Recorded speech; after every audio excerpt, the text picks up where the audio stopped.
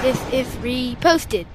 Today we're joined by Diane Bell, a Sundance Award-winning screenwriter and director. Diane provides daily inspiration for filmmakers, screenwriters, and creatives. You can follow her on Instagram at Diane Bell or on Twitter at Diane Bell1. Also, check out her podcast, Shoot from the Heart. It's a weekly dose of tips, techniques, and inspiration to help screenwriters and filmmakers achieve their creative dreams. I'm going to jump right into it with a quote that I got from you, and I love it. You said, "Nobody knows anything, so trust your heart and have the courage to follow it." I love that. How'd you come up with that? Every day I just feel inspiration. Things just flow through me. So I won't say I came up with it in some genius way. It just was the thing that came to me that day. And the reason it came to me that day was I had about 5 screenwriters writing to me within 24 hours who were sort of saying, "Oh, I need someone to read my script. I've only got 30 pages so far, but I'm not sure if I'm doing it right. And I don't know if it's any good." And I was like, guys, calm down already. Just trust it. You're looking for this validation outside of yourself and you don't need it. You're good. You're fine. You're enough. And how do I know that? Because we all are. And we've been sort of brainwashed into thinking we somehow have to prove ourselves. The deal is when you start writing screenplays, you'll probably write a lot of rubbish before you write things that are good. And that's okay. That's called learning. It's normal. You can't expect to write amazing things from the start. With screenwriting in particular, I feel like, everybody wants to write something brilliant from the moment they start doing it. And if they're not going to write something brilliant, it's like there's no point. But there is a point. The point is you learn. You're doing what you're meant to do, and you'll get better at it. So it was really a response to these screenwriters who were all sort of panicking about not being good enough. I just thought, you're good enough. You know what to do. Stop doubting yourself. Get on with it. Diane, I love this quote. Let's just focus on the first part. Nobody knows anything. The brain has to try to quantify things in our lives to put things in categories so we could sort of just kind of walk on earth.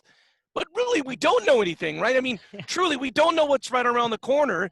So how do we balance that not knowing anything, but actually trying to, our brain categorize everything? I think what's really interesting is that nobody knows anything, but on the other hand, in your heart, you know everything you need to know. And I think that's one of the interesting things in life is that we often give away our power. We look to sources outside ourselves for the knowledge. We think there's somebody that knows better than us. I mean, we're living in this age where there's just all these experts who will tell us how to do everything, how to feed our babies, how to sleep, how to eat well, all the things, everything. And it's like we look outside ourselves and it's always like somebody knows better than me. But I think as artists in particular, it's really important that you realize that really when it comes to creativity, nobody does know anything. Nobody knows what's good. Nobody knows what's going to work. Nobody knows what's going to sell. Nobody knows what's going to be the big hit next year. Nobody knows. And people might pretend that they know, but they don't. I mean, if studios knew, they would never make flops, right? And I mean, they have hundreds of millions of dollars of resources, but they still make flops. They still make movies that just suck and that nobody likes. So, I mean, to me, it's like the balance is knowing that nobody knows anything, but then also knowing that in the wisdom of your heart, there's everything that you need. There's everything you need. And if you actually have the courage to trust that, and especially as a creative person, to trust your own instincts, to trust what you value, to trust what you love, that's how you'll create great work, not by listening to so-called experts. What advice would you give to creative people on when to put something out in the world? There's the spectrum of where I stand is just finish it and get it out and then you'll deal with it versus the person that'll hold on to it and I can't let anyone see it until it's perfect. I think the answer is somewhere in the middle, but what advice do you give people on that? You're absolutely right. The answer is somewhere in the middle, isn't it? And I think we all have tendencies. I mean, there's some people who fall into that former category and there's some who fall into the latter. And I think one of the most important things to realize is where you are on that spectrum and then do your best to be diligent to bring yourself into the middle. So I know I'm like you, I'll just do stuff and throw it out. And sometimes it does behoove me to take a little bit longer and to just make it better than it is at that moment to just really work on it some more, especially with screenplays, for instance, because once you write a screenplay and give it to people, they're not going to read it twice. You can't get them to read it. They say it's not very good. It's not for them. And you can't go back to them 6 months later and say, hey, I've made it really good now. Can you read it again? People will not read it again. So it is smart to take your time to make sure that you are putting your best foot forward, but you don't want to fall into the trap of absolute perfectionism.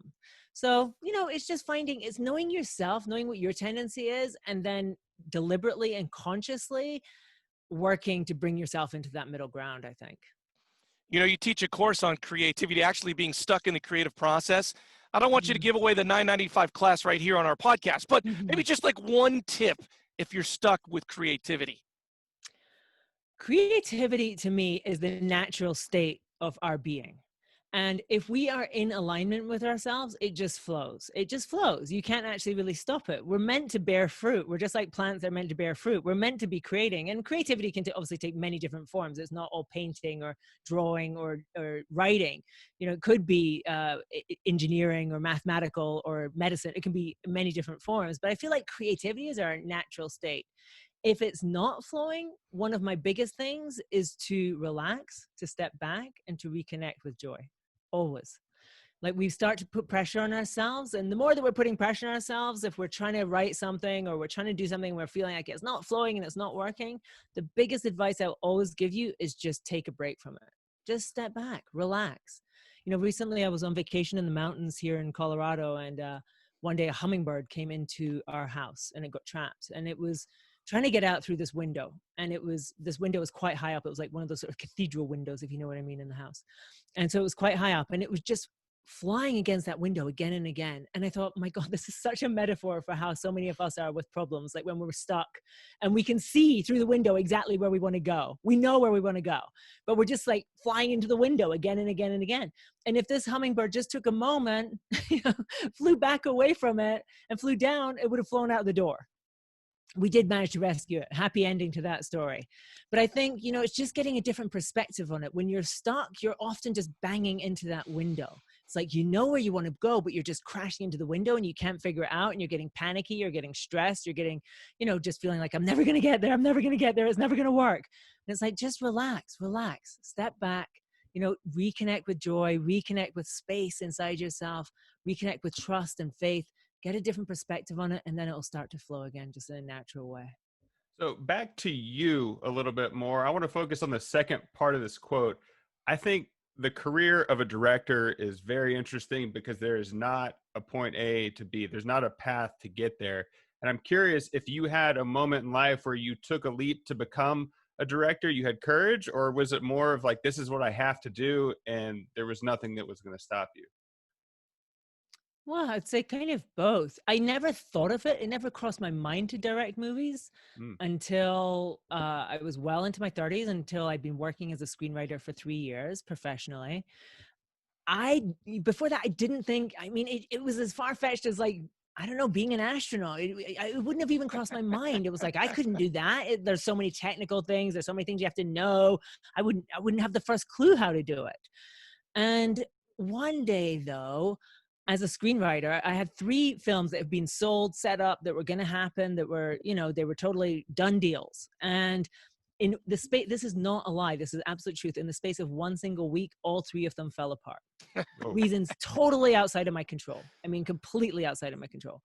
And it was that moment that I was like, oh my gosh, like I just want things to get made. Like I'm making money as a screenwriter, but that's not the point of why I write. The point is not to just like make money. If it was just about money, I'd be doing something else, obviously. So, at that point I just thought, you know what, Dan, if you want to get something out there, you're just going to have to do it yourself. And that's when I decided to direct my first film. And I wrote something then very consciously that I could direct. It didn't have anything that was wildly difficult. It's basically people talking, 2 people talking in various different situations. And so I wrote something that I could direct. And when I wrote that script, I just realized too that really there was nobody that could direct it better than me, which sounds incredibly arrogant or foolish, depending on how you look at it, because I'd never directed anything before, and I'd never been to film school, and I'd never worked on a set or any of the things you're meant to do. But I was just like, I know this film, this is so personal. It's my vision. It's my world. It's my thing. Like nobody else would understand it the way that I do. And so I just stepped up at that point and did it and figured it out. And that film, it was my first film. It's called Obsoletia, and it premiered at Sundance and won awards and was nominated for Independent Spirit Awards. So it all worked out great, you know. And I always say to people, if you feel that calling, and that's that thing about trusting your heart, don't second guess it. Don't get locked into conventional wisdom or what experts tell you have to do or people tell you is the path to doing it. Your path is yours. Nobody else is on your path. Your path is completely unique. There's no reason you can't do anything that you feel in your heart is a true desire to do. There's absolutely no reason not to do it. My wife doesn't know it tonight, but we're binging all of your movies, Diane, so I'm very excited we're going to do the trifecta. Here's my last question. You know, all my favorite films have a heavy dose of philosophy in them. Matrix movies, Chris Nolan movies. You were a former philosophy student. Correct. You know, it's so much better when there's like an underlying deeper theme as opposed to there's a guy shoot him, that blows up, blah, blah, blah. Why don't more people figure out that philosophy works in movies? I don't know. I don't know the easy answer to that. I definitely advocate for it in my screenwriting course and in my filmmaking course. I encourage people to sort of explore the different themes and underlying things that are going on in the movie. Because I do believe a movie is strengthened when it has different things, you know, when it's like, if it's technically brilliant, if it's emotionally engaging, if it's intellectually engaging. And I think that's what we mean by philosophical, you know, and it's also original. I mean, to me, if you have those four things in a movie, it's a brilliant movie. And the best movies always have those things.